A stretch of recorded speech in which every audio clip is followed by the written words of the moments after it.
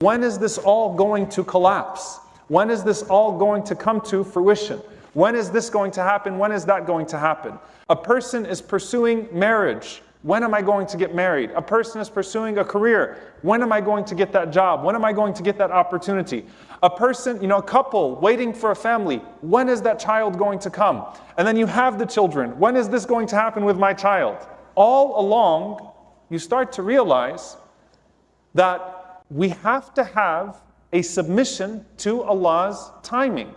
Allah's planning as a whole, His qadr as a whole, but His timing.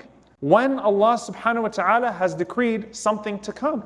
And there's something very profound about this, because as Ibn al-Jawzi rahimahullah said, if Yusuf alayhi salam focused on only getting out of prison, then he wouldn't have benefited from what was actually happening within the prison.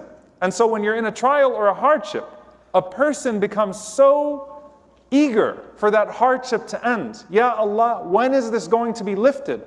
That if they don't pay attention, they're missing out on the unique opportunities of that hardship to come close to Allah subhanahu wa ta'ala. As he said, one of the Salaf, one of the pious predecessors asked Allah subhanahu wa ta'ala in a dream, Ya Allah, how come this dua has not been fulfilled yet? And the answer was, Ya Abdi, O my servant, I love to hear your voice. أحب أن أسمع صوتك.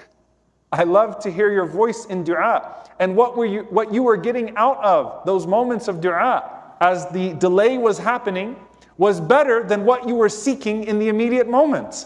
The delay became good for you because what you attained in terms of faith and character in that delay was far greater than what Allah subhanahu wa ta'ala could have hastened for you in the moment. When you're in the midst of the trial, Allah subhanahu wa ta'ala pushes you towards certain things or offers you the potential to push yourself towards certain things.